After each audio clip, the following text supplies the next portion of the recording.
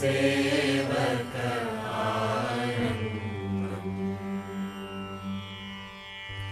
स्वामी सेवक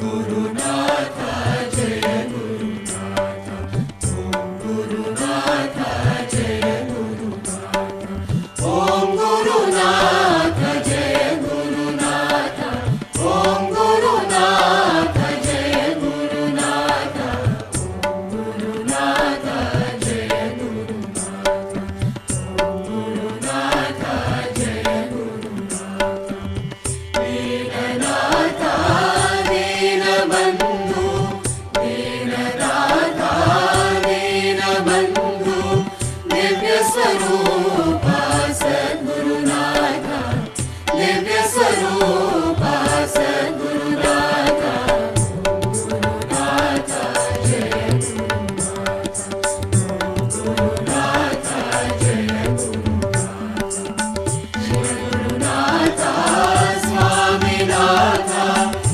शिवगुरुनाथ स्वामिनाथ शिवगुरुनाथ स्वामिनाथ शिवगुरुनाथ स्वामिनाथ शिवगुरुनाथ स्वामिनाथ शिवगुरुनाथ स्वामिनाथ शिवगुरुनाथ स्वामिनाथ चिन्मय रूप सद्गुरुनाथ चिन्मय रूप सद्गुरुनाथ गुरुनाथ जय गुरुनाथ गुरुनाथ जय गुरुनाथ गुरुनाथ जय गुरुनाथ गुरुनाथ जय गुरुनाथ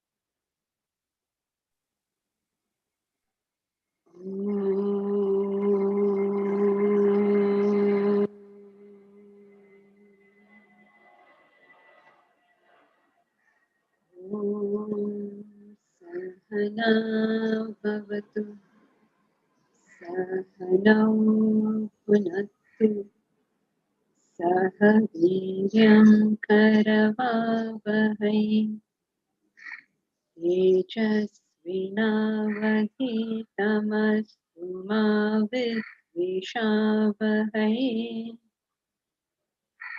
ॐ शान्ति शान्ति शान्तिः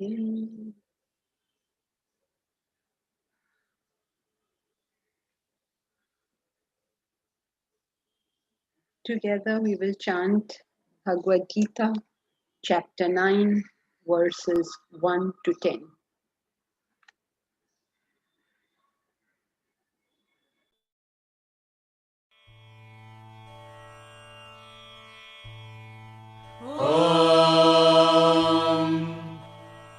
अथ नवमोऽध्यायः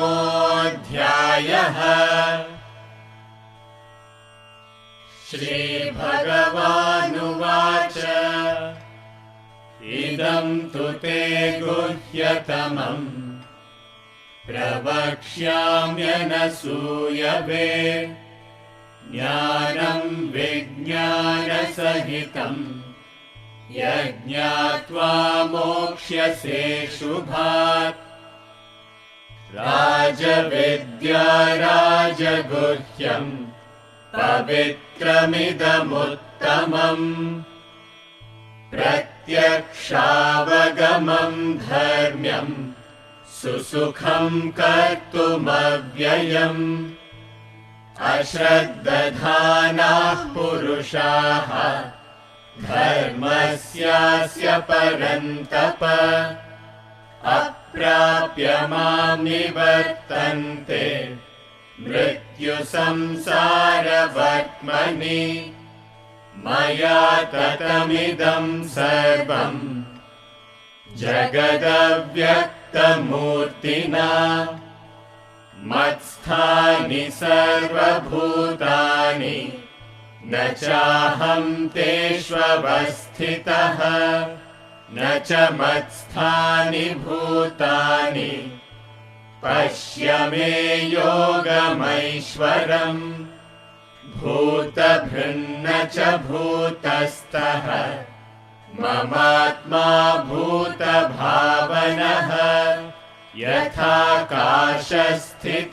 नित्यम् वायुः सर्वत्र गोमहान् तथा सर्वाणि भूतानि मत्स्थानीत्युपधारय सर्वभूतानि कौन्तेय प्रकृतिं यान्ति मामिकाम् कल्पक्षये पुनस्तानि कल्पादौ विसृजाम्यहम् प्रकृतिं स्वामवष्टभ्य विसृजामि पुनः पुनः भूतग्राममिमं कृत्स्नम् अवशं प्रकृतेर्वशात् न च मां तानि कर्माणि निबध्नन्ति Dhananjay उदासीनवदासीनम्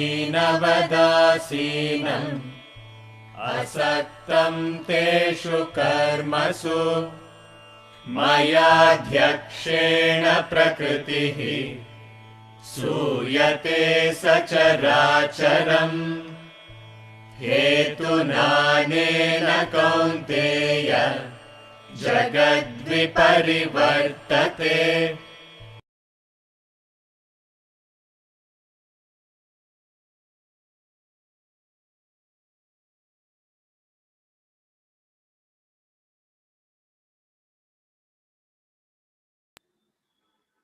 So welcome to the first lecture on chapter 9, Raja Vidya Rajaguhya Yoga, the royal knowledge, the royal secret.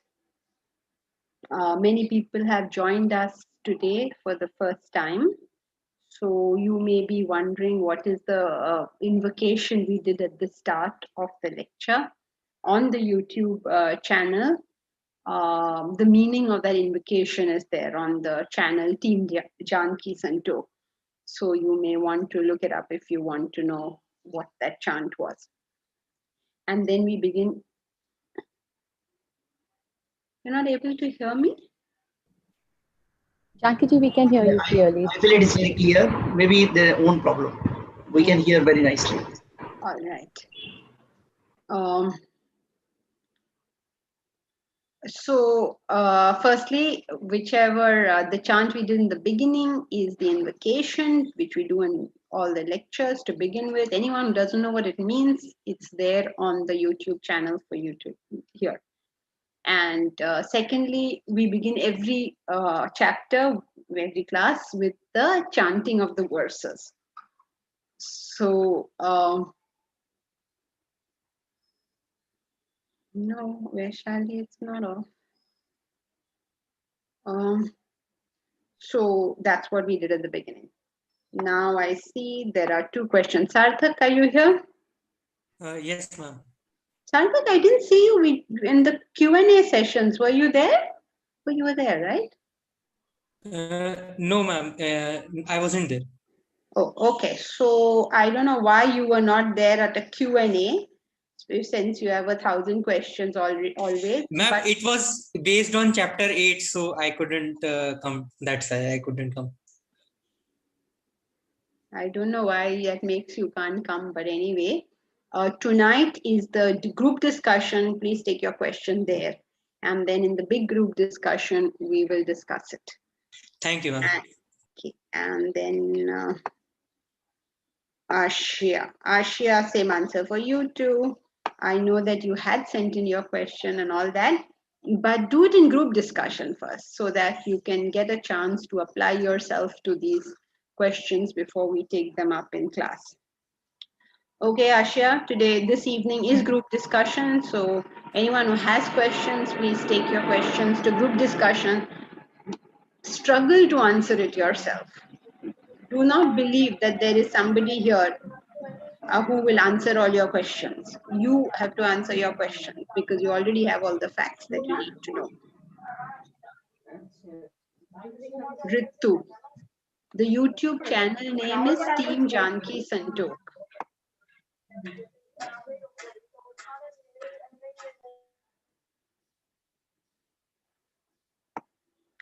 Oh my God, so many messages.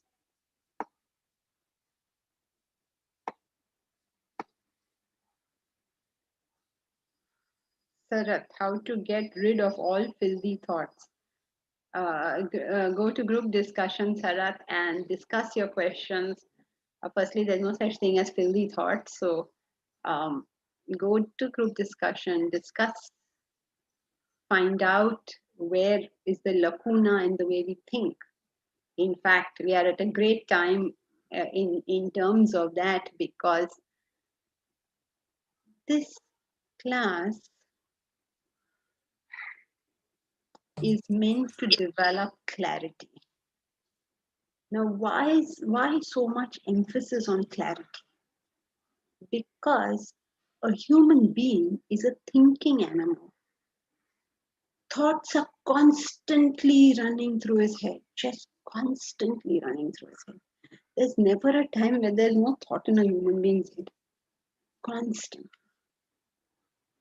And that's, and in fact, that's why Auguste Rodin has his most famous sculpture. Which is the most famous sculpture, Rodin? Thinker.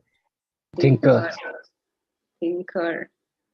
It really represents the human quandary, the human ability, the humanness of it all. That's why it's become such a classical sculpture. It holds meaning for all time. Because the human being is the thinking animal. And his thinking, whatever it is, good, bad, or whatever it is what makes him do things. So his behavior is entirely dependent on his thinking, what kind of thoughts he has. And therein lies the most important thing that a human being must have, is clarity of that thinking. When he has clarity of thought, then he has good relationships, good career, good happiness, good everything. So the fulcrum of everything lies in being able to think clearly. Why do we mess up relationships? Because we mess up the way we think about them. Why do we mess up career? Because we mess up the way we think about it. And why do we mess up anything in life? Why do we mess up our health? Because we mess up the way we think about it. So the better our thinking is, the better we're going to do. To begin the process of gaining clarity, we have to start with getting our facts right. What are you going to do with your thinking if your basic facts are all wrong, right? So you start with getting the facts right. The facts themselves are a great secret. But even having got the facts right, they will still not help us unless we apply conscious thought to it. For it is the fact plus the conscious thinking that will give us the real knowledge. Some people don't get the facts right. Some people don't have the proper conscious thinking about it. And the end result is this whole knowledge about life becomes a great secret, which Krishna in this text calls the royal secret. Royal because the king is always one. Secret because nobody knows it. It's the royal knowledge. It's the royal secret. It is the one knowledge that everybody needs. Everybody needs. You know, the country runs because of the king. Similarly, our life runs because of our thoughts. Because of the knowledge, it will run well. Based on how you think about it will be what you do about it. So that's what we are going to study about in the 9th chapter, entitled Rajavidya, royal knowledge, Rajagurya, the royal secret. It is the royal knowledge, it is the royal secret. And this is the flow of thought in the chapter. Please hold on to the flow of thought so that you know what is happening in the chapter. Firstly, it starts with some facts, which is that the self pervades the world.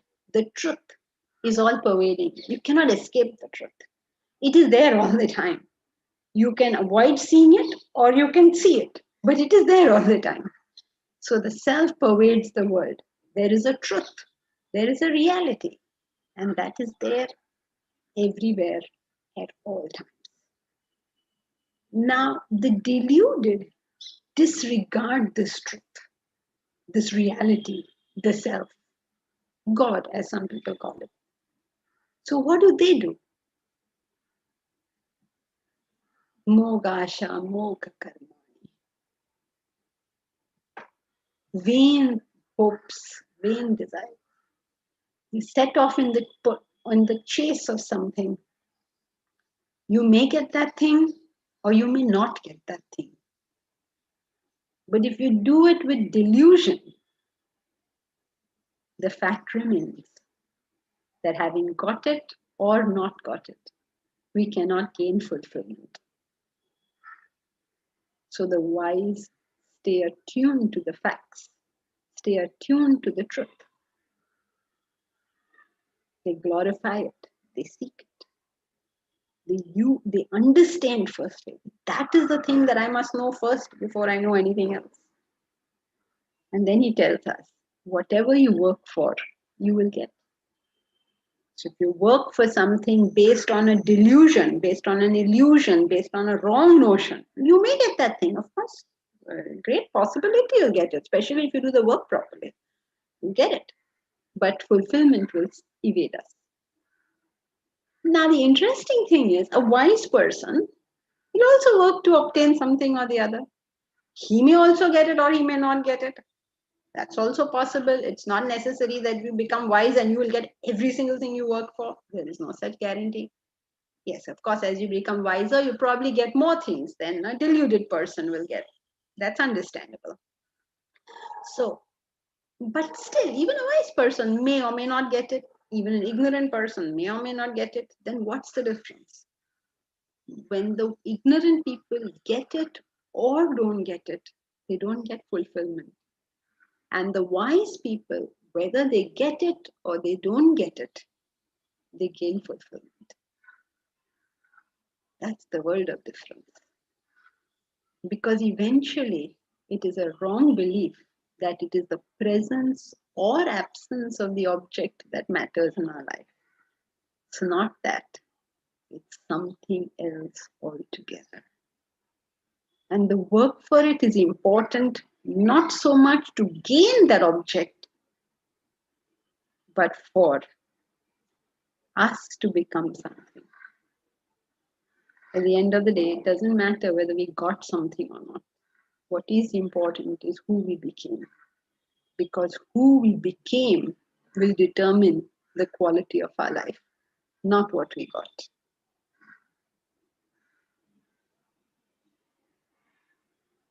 isn't it? When you put your head on the pillow at night and sleep, it doesn't matter what you have.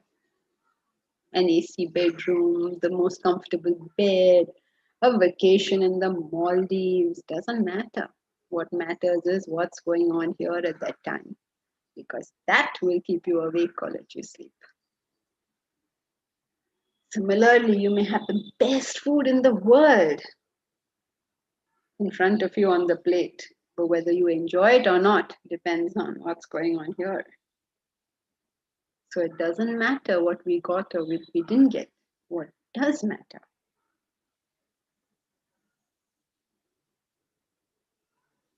is who we are. That is what is critical. So let us understand this.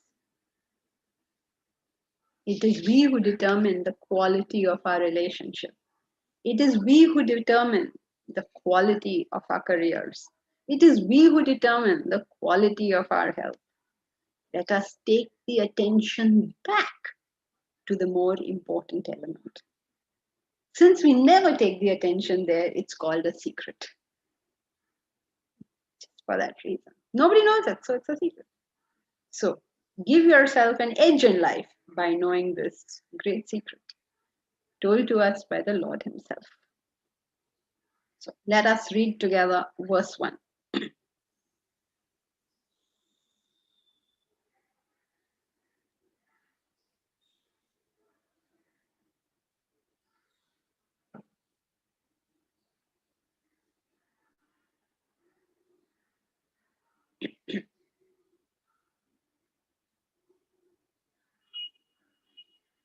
Oh God, it hasn't come on the screen.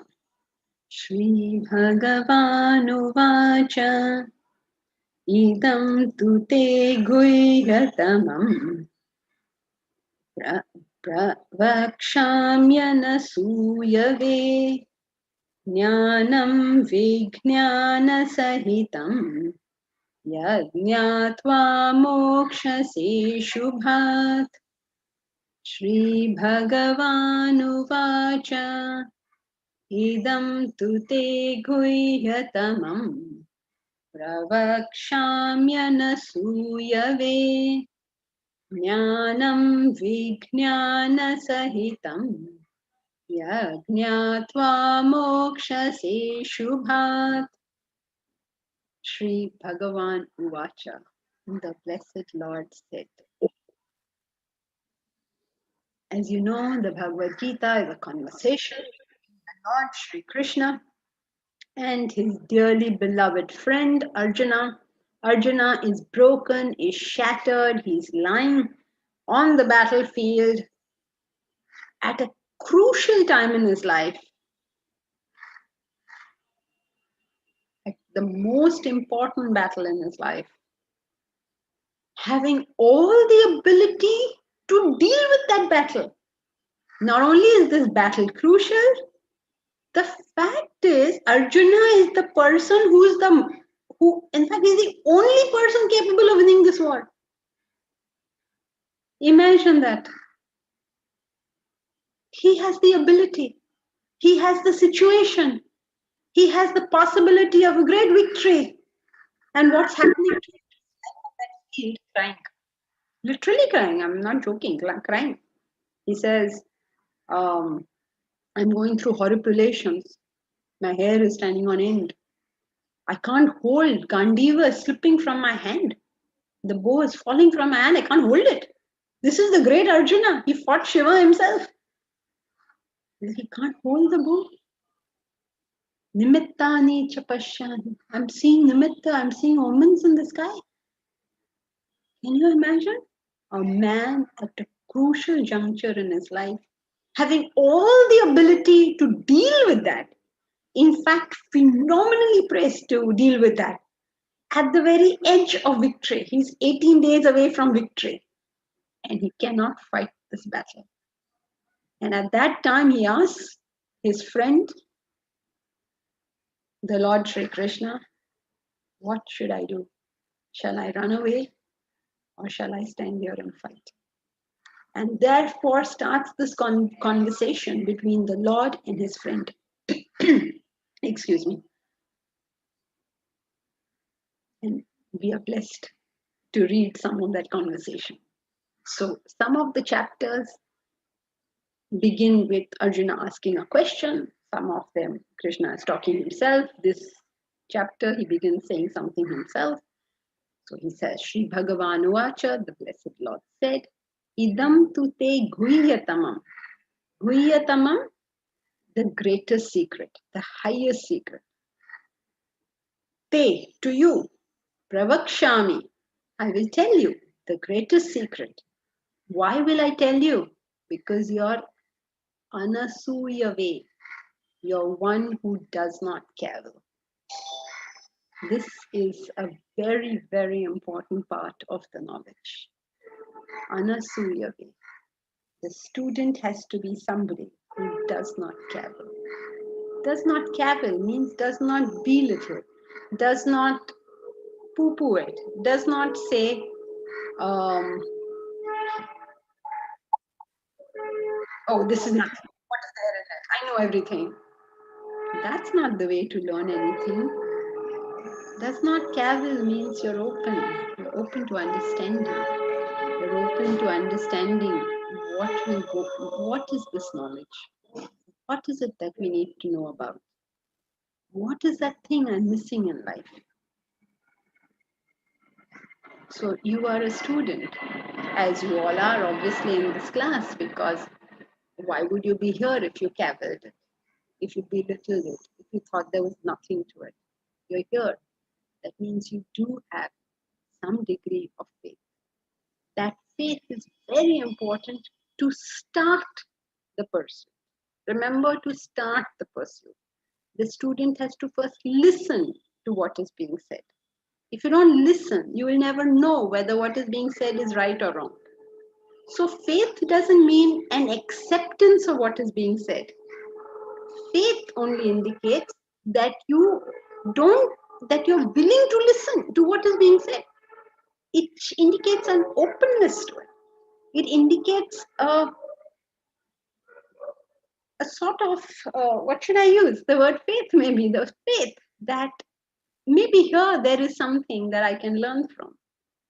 And when we have that kind of faith, it will lead to knowledge. The role of faith is to take us to knowledge.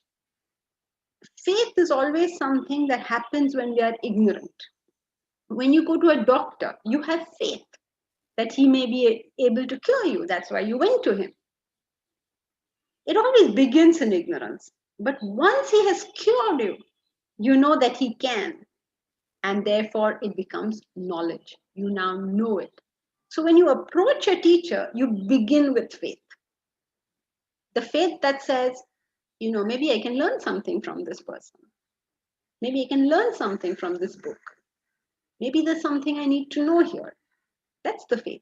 And when you have that faith, and then you put in all the requisite effort, it will lead eventually to knowledge. Many people believe that faith means something I have to hold on to my faith. No, your faith is your bridge to knowledge. You don't hold on to faith because faith means ignorance. Faith doesn't mean knowledge.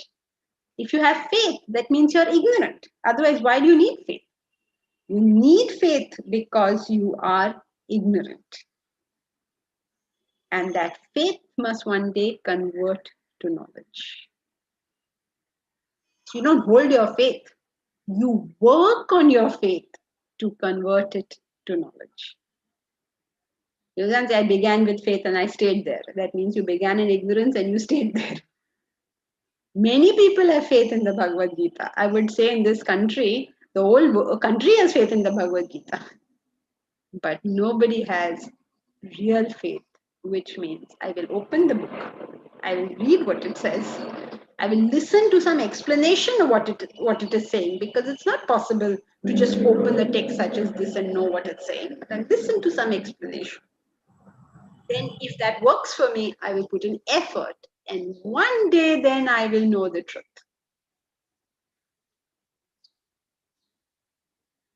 No point with all our faith. This country lives in faith. It's time we converted it to knowledge.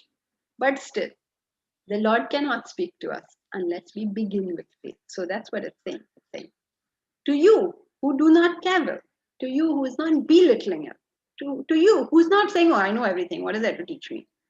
To you who's not speaking like that, I will tell you, Guhya Tamam, a great secret. Now, why great secret? Because nobody knows it. It's not known.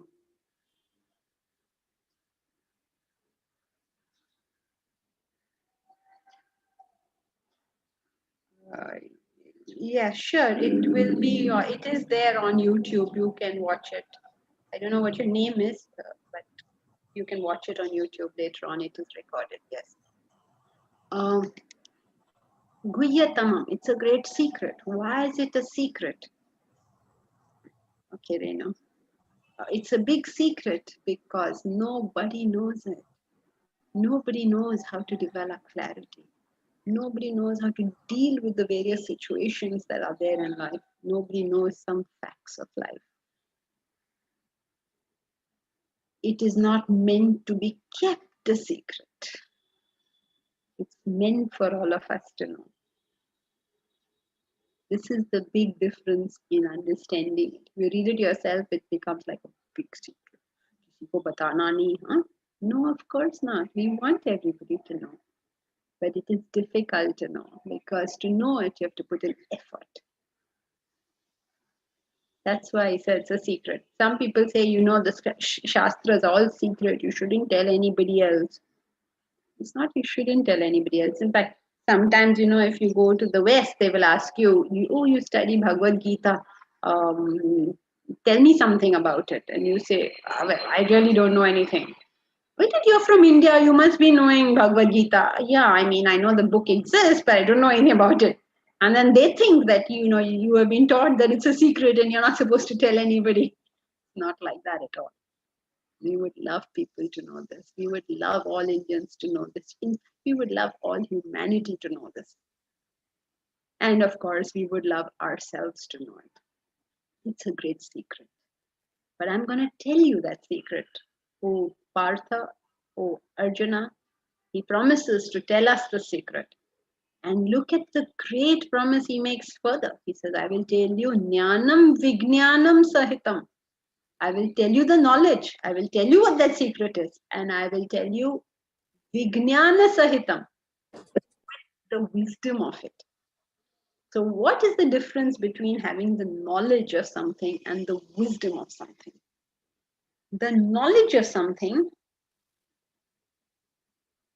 means that I have information about it. The wisdom of something means I can do it. When I know things, but I cannot do them, philosophically, we are still ignorant of that thing. Because if I knew something, I should be able to do it. What is the use of saying, I know it, so karo fir? No. Suppose I have a rasmalai. Okay, and I know in that rasmalai there is poison. I know it. Will I eat that rasmalai? I won't, because I know it is poison. But if I say, oh, I feel tempted to try a little bit, that means I haven't understood what the word poison means. I better understand that.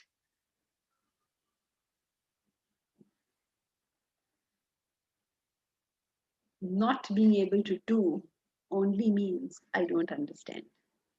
So I must struggle to understand. Nobody can give us wisdom in this world. We have to gain that wisdom. Every human being will have to gain that wisdom for himself or herself. Nobody can give it to us. No God, no prophet, no teacher. And if it was possible for any prophet to give it to us, then why didn't they? There was Rama, there was Krishna, there was Muhammad, there was Mahavir, there was Buddha, there was Christ. There's been a host of prophets who have come to us from time immemorial. Were they able to tell anybody anything? Was Krishna able to convert Duryodhana?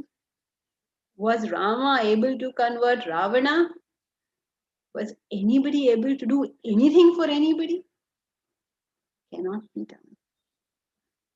Each one will have to get the wisdom for themselves. The buck stops here. It just stops here. If you don't work to get it, you don't get it. That's that.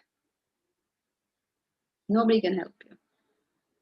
And yet Krishna makes this amazing promise. I will give you Jnana Vijnana Sahitam. I will give you knowledge and wisdom. How on earth? We know Krishna is not cut. We know that, he is capable of saying anything. But really, how can you even justify somebody else giving us wisdom? It's just not possible. Either we get it ourselves or we don't. That's very clear because he himself has said, Uddharedat Atmanat Atmanam. Raise yourself by yourself. That's his claim, not our claim. So don't say that, oh, you're saying he can't give, but actually he can give. No, he himself told us that. He's already told us that. He said, you will have to raise yourself by yourself. He said that already. Now suddenly he's put a googly. He is saying, I will give you wisdom. ये कैसे हो सकता है भाई? नहीं हो सकता. Can't be done. Then can the Lord be telling us a lie? That also can't be done. So now what? Where do we go from here? How can we solve the dichotomy? We solve the dichotomy by thinking about how do you gain wisdom? What is the process of gaining wisdom? So tell me, everybody in the class who's already been attending for some time will all know, how do you gain wisdom? Morning reflection. Morning study. Disciplined reflection. Reflection. Very good. It is reflection. The more you think about the knowledge, the more you apply conscious thought to the knowledge, the more you start digesting that knowledge. You don't then have the knowledge. You are the knowledge. You become the knowledge. It is just like food, right? Eating food is not good enough. You don't get nutrition by eating food. You get nutrition by digesting the food. Unless you digest the food, there is no benefit that you will get out of that food. In fact, that food will become poison in your body.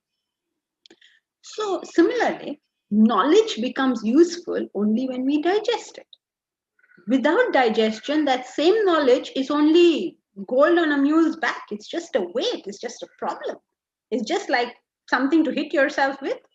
Like Sarthak says, oh, I know this, but I can't do that. I can't do it. I can't do it. It's a burden. It's better off than not knowing other than making yourself feel bad with the knowledge, isn't it? So what is the difference between knowing and digesting? What is that link? That link comes through reflection. That's the effort, that you think and think and think about that knowledge. That's the effort. Conscious, disciplined thought. Every single day, preferably every single morning, preferably sometime between 4 a.m. and 6 a.m. I don't want to frighten everybody who's come for the first time. So at least for our purposes, let us know that we have to think about the knowledge. That means that for every 1 hour of class you attend, basically you need to spend at least another 4 hours thinking about what you studied. At least another 4 hours. And nobody wants to do that. Attending class is good. Because why is it good? Because we can say, oh, this class was very nice, or this class was so boring. I don't like going to this person's class. It's so boring. And leave the class. Simple. Or, oh, very interesting. I like this person's class. But how does that help either that person or you to say it's a very good class? What will help is digestion. How much ever you digest. That doesn't mean you stop saying it's a good class.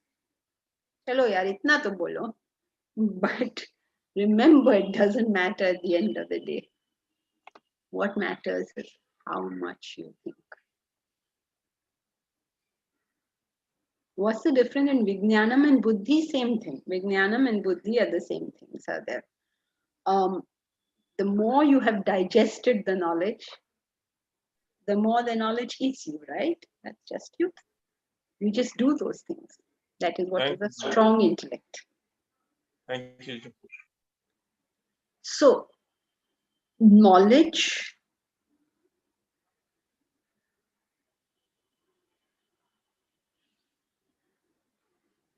Deepak, is it possible to have a strong desire for knowledge and still carp at knowledge? Would it be prudent to assume that those who carp and cavil at knowledge don't have a strong desire for it? Yes, usually you can say that. And sometimes, under some circumstances, people carp at the knowledge simply because they are not able to get it. Just like some people carp at money because they are not able to get it. So in most cases, what you're saying is true. And in some cases, when there's a strong desire, but there is no, what should I say? That desire is not accompanied by serious action. Then you start carping at that thing. Say, oh, I know everything. What do you know? So yeah, both conditions are possible. Thank you. So how do you gain the real knowledge? Is by reflecting on the facts, reflecting on what you have heard until you digest it. Now, this reflection is too much work, Baba. You know and I know. Too much work. Headache every morning you have to get up and reflect. अच्छा वो तो है ही, everybody knows that. फिर भी करना पड़ता है. No option, करना ही पड़ता है.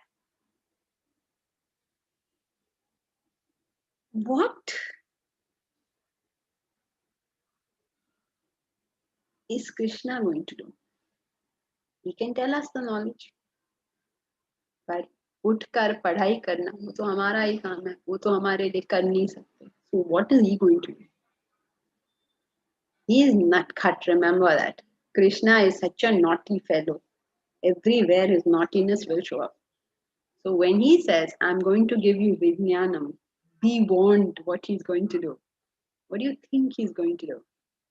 What does he have to do to give you knowledge? What he has to do to give you knowledge is make you reflect. And how will he make you reflect? Because it's not easy to make anyone reflect.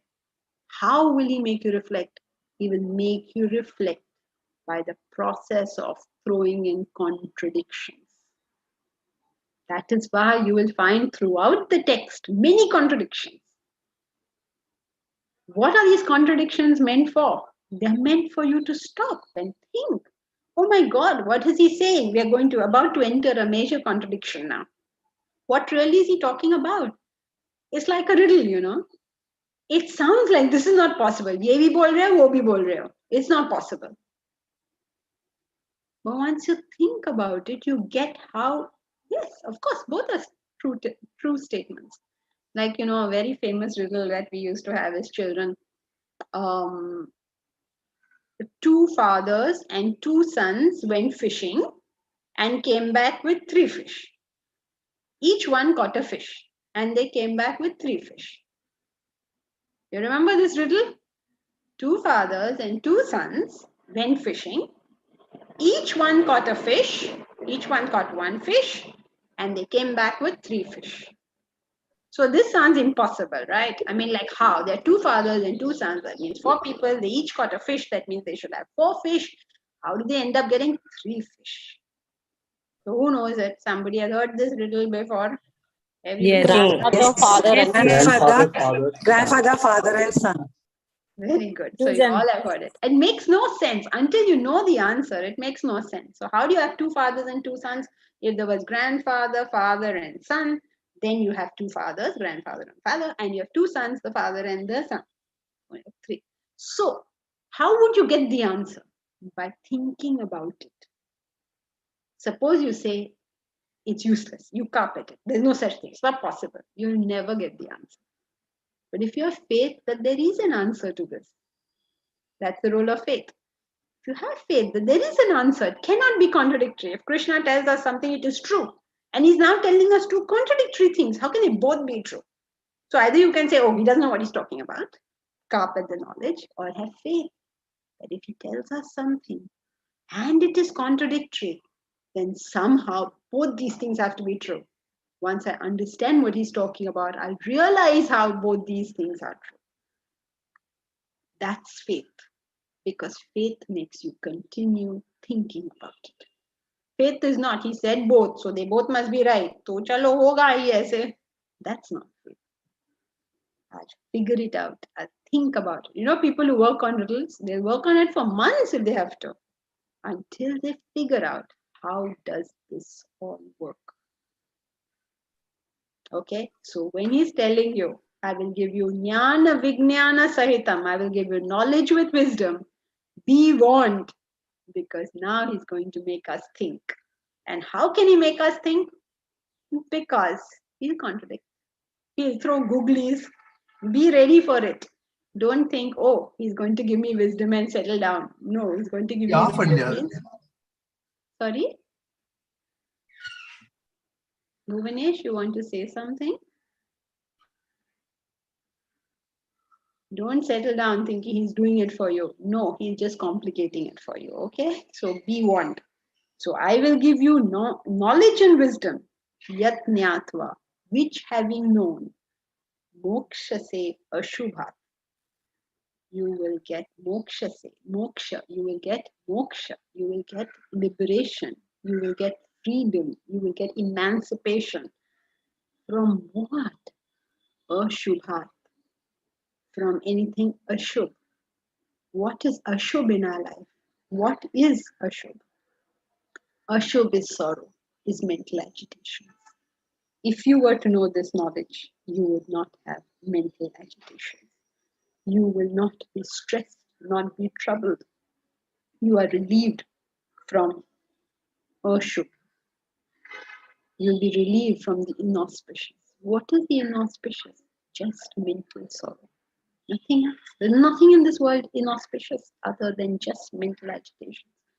That's why you know, right, that in the ashubh period, you're not allowed to do religious things, like if there's a death in the family or women are in their monthly cycles. You're not allowed to do religious things because it's ashubh. What is ashubh in it? It is that part, it is that time when the mind is agitated. For most people, this is not true for all people. So sometimes it's possible that a person has gone through a bad time and is still not mentally so agitated, in which case, of course, he can study in the morning. But if you are very mentally agitated, how would you study? It's not possible. How would you do anything religious? It's not possible. So, with a great charitable sense, they tell you, okay, if your mind is going under stress for the moment, just put your books aside for the moment. Put your religiosity aside for the moment. Don't give yourself more stress. So, Ashubhat means from sorrow. Now, where is our sorrow generated from? Our sorrow is generated always from desires. Where are the desires generated from? From our vasanas. Vasanas means our inherent tendencies. So at the end of the day, Ashubh is all the vasanas. It could be the world's best vasanas. People say, oh, vasanas are very bad things. They're not bad things. They're just things which are there. You could have a vasana for world peace. It would still be Ashubh. Compared to having no vasanas. Every vasana will be called Ashubh. When you get rid of vasanas, what remains is the state of enlightenment, is the state of complete bliss.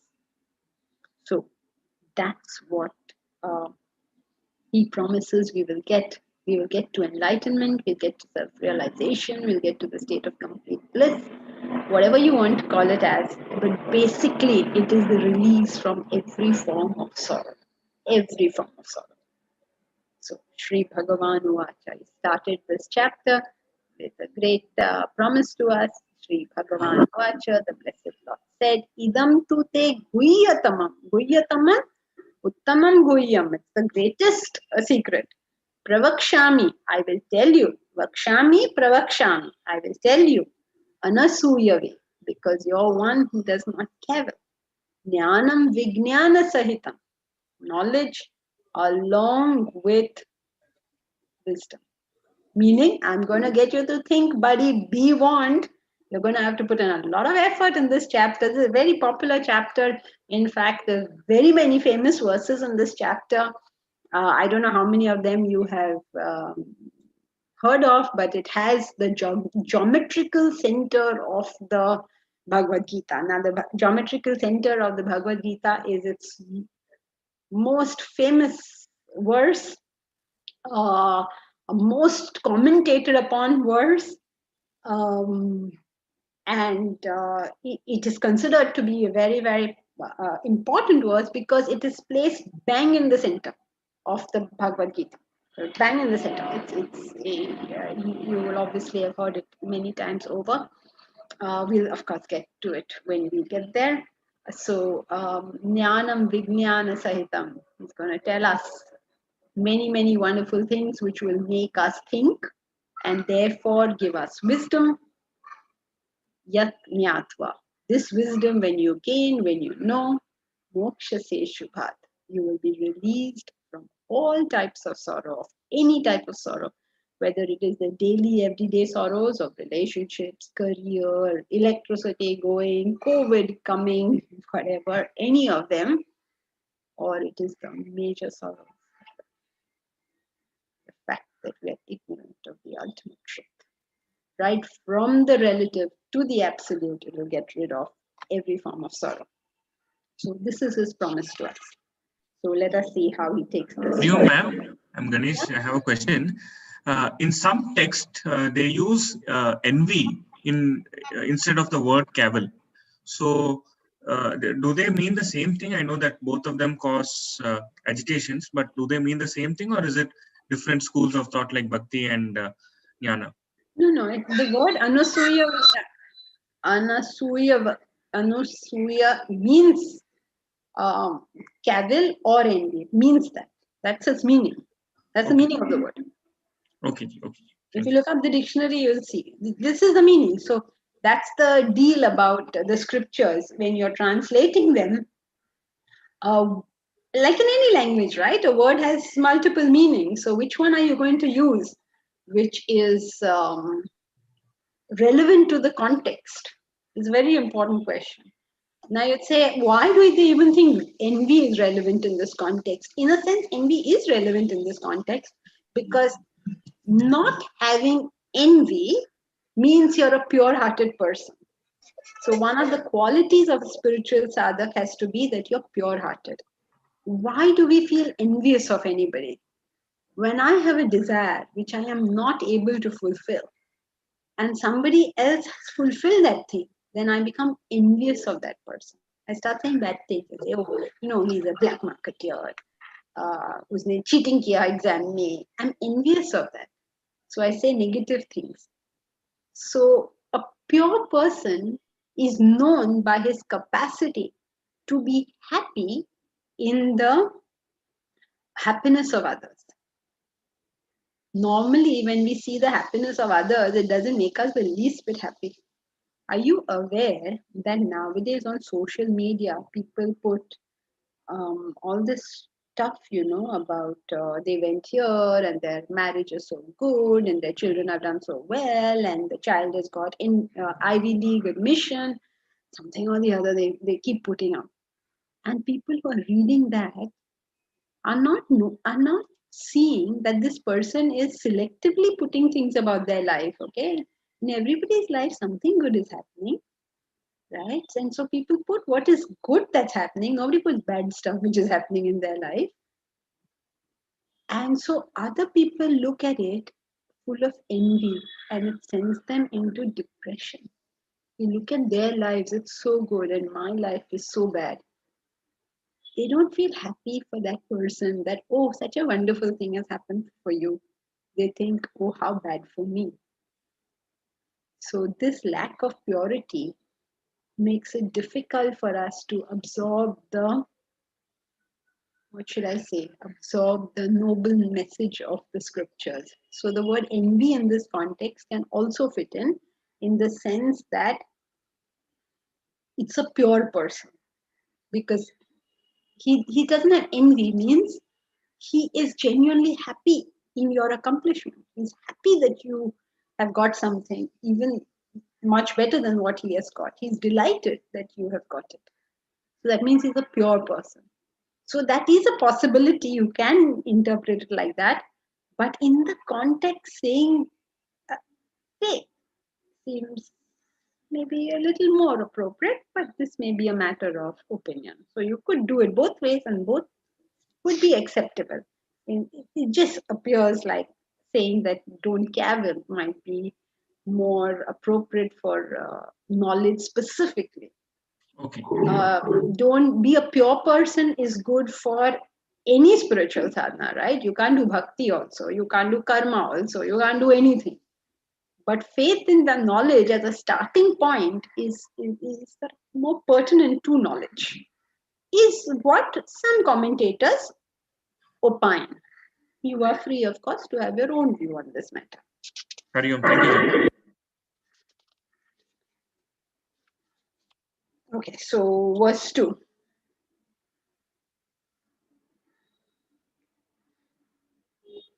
Rajavidya Rajaguhyam Pavitramidamuttamam Pratyakshaavagamam Dharmyam Susukham Kartumavyayam Rajavidya Rajaguhyam Pavitramidamuttamam Pratyakshaavagamam Dharmyam Susukham Kartumavyayam. Rajavidya Rajaguhyam, the royal knowledge, the royal secret. Royal, you already heard, is because the king is one, and also the king is the highest, and based on the king, anything is going to happen, right?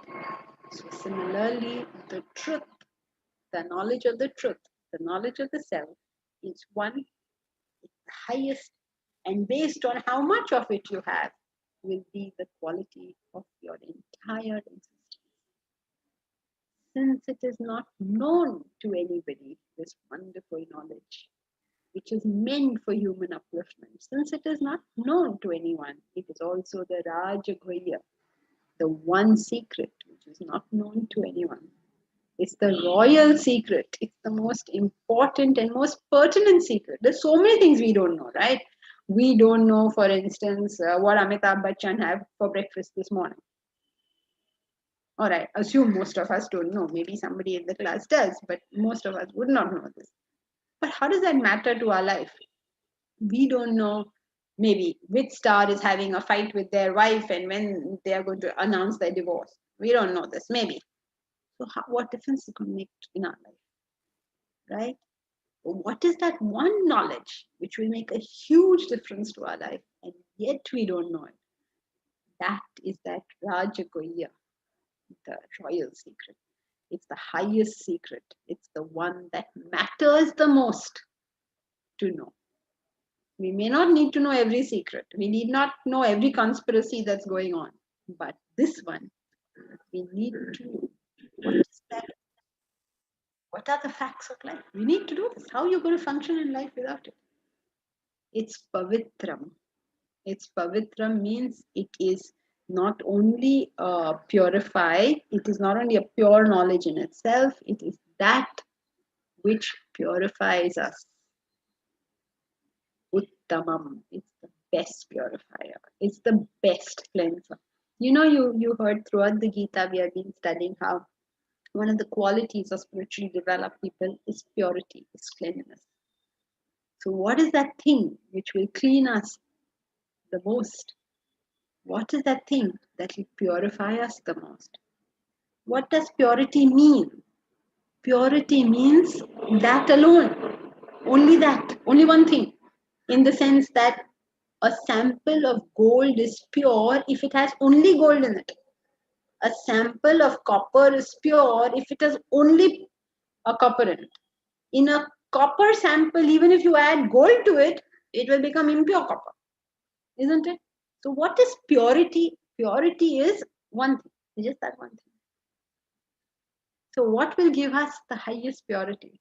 What is that state of highest purity? That there is only one thing. What is the only one thing? Only the self. everything else has been cleaned. No vasanas at all. No negativity. No vasanas. There's only the self. You are the self, and you see everybody else as the self. You understand that there is only one reality that pervades everything. So, what is the way for it to come to only one? Is enlightenment, is self-realization. So it is the Uttamam Pavitram, the highest. It is the highest purity. It is the highest purifier. Pravaksham Vagam. Pratyaksha. Pratyaksha means directly. You say Pratyaksha means directly. In other words, you do not need anyone between you and your God. Your communion with God is direct. And it is direct because you are the self. It's Pratyakshavagam. It is to be known by each one of us for ourselves. It is not vicarious. It is not that somebody will tell you of it. It is what you will become. It is not a belief or faith that something is out there. No, it is something that you will know for yourself. It is dharmyam. It is righteous. What is righteous about it? What is righteous? What is dharma? Dharma has got so many meanings. But in this context, we could probably take two of them. One meaning of dharma is the essential nature of something. The dharma of fire is heat. The dharma of sugar is sweetness. So, what is dharma? It's the essential nature. What is your dharma? What is my dharma? It is the self. So, what is dharmyam? Anything that takes us to the self. That is righteous. Any step that we take towards the self is righteous. Any step that we take away from the self is unrighteous. Any step that we take to inculcate desires is unrighteous. Any step that we take to eradicate desires becomes righteous. So the recognition of our own self is righteous. Okay, so Raja Vidya Rajgoyam Pavitram Idam Uttamam Pratyakshavagam Dharmyam Susukham Kartam Avyayam. These last two words we will do next time. I hope to see you again next time. Hari Om. Thank you. Thank you. Thank you. Thank you, Janaki. I have to make an announcement. Just a moment. Yeah, go ahead, Ganesh. Yes. So this evening we will have the group discussion from 7 to 8 p.m. I have put my number on the chat. So please, let's be part of the WhatsApp group, and the instructions will be given in the next half an hour of what exactly is a group discussion. All right. So thank you so much, and see all of you at 7 in the evening. Thank you all. Thank you, Janki ji. Hari Om. Thank Thank you. you. Thank you. Thank you very, very much. Thank you, ma'am. Hari Om, ma'am. Thank you. Now. Ma'am, thank you. Thank you, ma'am. Hari Om. Hari Om. Thank you, Janki ji. Hari Om. Hari Om. Hari Om. Thank you. Hari Om.